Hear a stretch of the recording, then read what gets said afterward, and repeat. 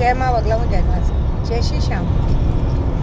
आपकी सुबह बहुत अच्छी हो। आज का दिन भी बहुत अच्छा है, महादेव का दिन है और तुलसी विवाह का दिन चल रहा है। अभी आज से कहते पंचांग बदलते हैं, शादियों का मुहूर्त शुरू होता है।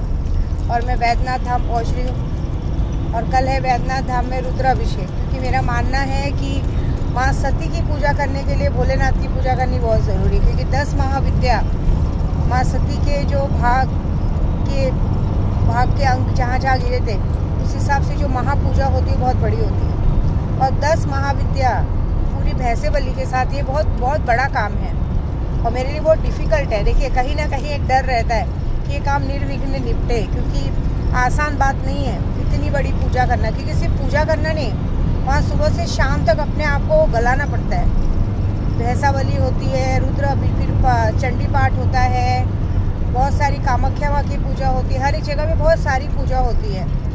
पूजा हवन सब करने के बाद कहीं जाके हमें भोजन मिलता है, लेकिन उसमें भी जो दिन भर की उठक बैठक होती है इंसान थक जाता है। और एक पूजा में इंसान थकता है। मैं तो 10 महाविद्या की पूजा की। एक पूजा में सुबह समझो हम लोग 11 बजे से भी लगेंगे तो शाम का 4 से 5 बज जाता है खाना खाने सुबह 9-10 बजे से लग जाते हैं। और हमसे ज़्यादा तो हमारे गुरुजी थकते हैं, क्योंकि जिन्हें खाने की सबकी तैयारी करनी पड़ती है, वो तो पूजा की भी तैयारी करते हैं, वहाँ पे खाना भी बनवाया जाता है, सब भोग लगता है, सबको भोग खिलाया जाता है। और इसमें 1-2 जन भोग नहीं खाते, बहुत सारे लोग भोग खाते हैं, ऐसी बात है। फिर मेन तो इसमें सबसे बड़ी पूजा है बगलामुखी की, जिसमें भैंसा बलि तो होगा, साथ में 1.25 लाख जप होगा।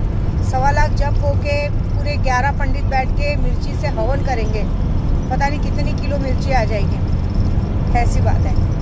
तो बस काम चालू है। एक्चुअली मैं ये वीडियो इसलिए बना रही हूँ कि बहुत सारे लोग ऐसा खुश होंगे कि बहुत दिनों से माया मैडम हो गए या जो भी हो गए, लोग खुश हो रहे होंगे कि हम पर इसका ध्यान नहीं है। आप लोगों का पर पूरा ध्यान है आप लोगों पे। एक्चुअली मेरे 200 लोग काम कर रहे हैं, टेंशन मत लो। मुंबई में बारिश रुक नहीं रही है, काम हो ही रहा है। आप लोगों ने जो भी पाप किए उसकी सज़ा भगवान देगा, लेकिन क्या कर सकते हैं। और मुझे एक बात का दुख हो रहा है। एक्चुअली मैंने सच बोलूँ, रात से ही मैं टेंशन में हूँ। मैंने सोचा है कि आदमी जात ऐसी होती है कि हम उसे कितना भी प्यार कर ले, कितना भी मान सम्मान दे दे, लेकिन एक आदमी के पास अगर 2 ऑप्शन हो तो उसे कोई फ़र्क नहीं पड़ता। वो दोनों जगह कैसे एक्टिव रह के कैसे अपना परफॉर्मेंस दिखा सकता है, ये बहुत बड़ी बात होती है। मैं बहुत सही बोलूँ तो मैं दुखी हूँ रात से कि ऐसी बातें हो गई कि जैसे कि हम आपको इतना प्यार मान सम्मान दे रहे हैं और आप उसके बदले क्या कर रहे हो। आप उसके बदले ये कर रहे हो कि आप दोनों जगहों पे दोनों बीवियों से बड़े प्यार से बात कर रहे हो, वो कर रहे हो, मतलब दोनों जगह परफॉर्मेंस हो। देखिए माया मैडम को तो मैं जानती हूँ, जन्म जात की महाबेशरम है, उसे कोई फ़र्क नहीं पड़ता कि उसका आदमी पैसे कहाँ से ला रहा है, क्या ला रहा है, कैसे कर रहा है। उसका बस ये है कि मेरा आदमी मुझसे बात करे एक बच्चे के बहाने।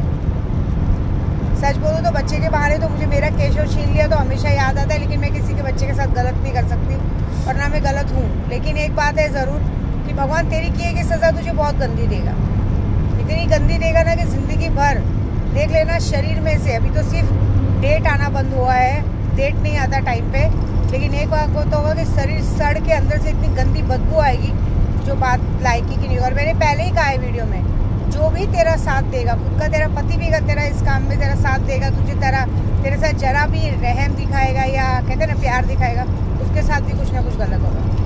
इतना तो मैं जान गई माया मैडम के पति को कि इस दुनिया का बेशरम इंसान है, मतलब उसे कोई फ़र्क नहीं पड़ता है कि उसकी औरत ने कहाँ मुंह काला किया, किसके साथ किया। उसे बस ये है कि मुझे तो ऐसा लगता है कि यात्रा पे भी इसीलिए है कि चलो 2 पैसा मिलने वाला है। भाई माया मैडम इस मामले में नसीब वाली है कि उसका पति उसको अच्छे घर में रखने के लिए, उसके बच्चे को अच्छी ज़िंदगी में पढ़ाने के लिए एटलीस्ट काम करे। मुझे उससे कोई फ़र्क नहीं पड़ता। मैं इस बार कुछ बोलूँगी भी नहीं, क्योंकि मुझे मेरी यात्रा पूरी करनी, ना मैं किसी से लड़ूंगी ना मैं झगड़ूंगी। मैं एक काम ज़रूर करूँगी कि मैं अपना रास्ता अलग कर लूँगी, मतलब बल से अच्छा त्याग।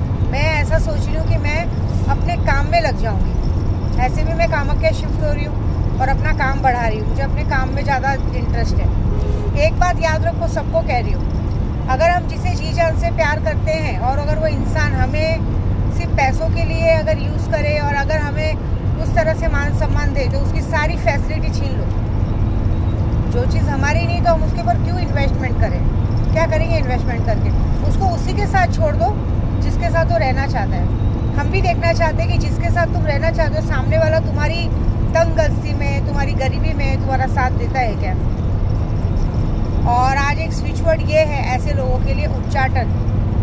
जब भी आपको लगे कि कोई आपका दिल दुखा रहा है या आपकी ज़िंदगी में दखल दे रहा है, तो आप ज़्यादा कुछ नहीं 41 बार उच्चाटन उच्चाटन उच्चाटन करके उसका नाम, उसके नाम को याद करके, सामने वाले को नाम को याद करके दहलीज पे 3 बार चप्पल मार दें। आप देख लीजिएगा 24 घंटे के अंदर उसके साथ ऐसा कुछ होगा जो आपने सोचा नहीं होगा। ठीक है। और मैं तो अब सब मैं हनुमान जी का बजरंग बाण का पाठ कर रही हूँ। 11 दिन का बजरंग बाण का पाठ शुरू है, 2 दिन पूरा हो चुका है। तो ये बात तो पक्की है, किसी माया मैडम नहीं और भी जितने लोग हैं, तुमको तुम्हारी की सज़ा खुद बजरंग बली आके देंगे। तुमने जैसे दूसरों के बच्चों को छीना है, दूसरों के साथ ऐसा किया है, तुम्हें सज़ा देंगे, तुम्हारे साथ सबको सज़ा देंगे। गेहूँ के साथ घुन भी पिसेगा। ठीक है। लेकिन एक बात याद रखना, विद्या देवी इस बार कोई ऐसी गलती नहीं करेगी जो तुम लोगों को मौका मिले। मैं सिर्फ अपने पूजे में ध्यान दूंगी और अपने काम में ध्यान दूंगी। और जब मुझे लगेगा कि अब इस जगह पे बोलना नहीं चाहिए, तो एक वक्त आएगा कि सामने वाले की ज़िंदगी से ऐसे ही पता भी नहीं चलेगा उसे कि हम उसकी ज़िंदगी से बाजू अड़ गए और उसे सबक मिलेगा। क्योंकि देखिए, लक्ष्मी जब आपके घर से जाती है तो आपके घर में भूखमरी बहुत बुरी तरह से आती है। याद रखना, विद्या देवी अगर किसी की ज़िंदगी से चली गई तो उसकी ज़िंदगी में वापस सूरज नहीं हुआ है शुभ का। तो बस शायद तुम्हारे नसीब का सुख भी यहीं तक था। तो भुगत लो, इस बार कामाख्या की यात्रा में जितना कमाना है कमा लो, उसके बाद तुम्हारी ज़िंदगी में कभी कोई अच्छा सूरज नहीं उगेगा। ये बात तो पक्की है। ठीक है। जय माता दी। स्विच वर्ड आज का याद रखना, उच्चाटन।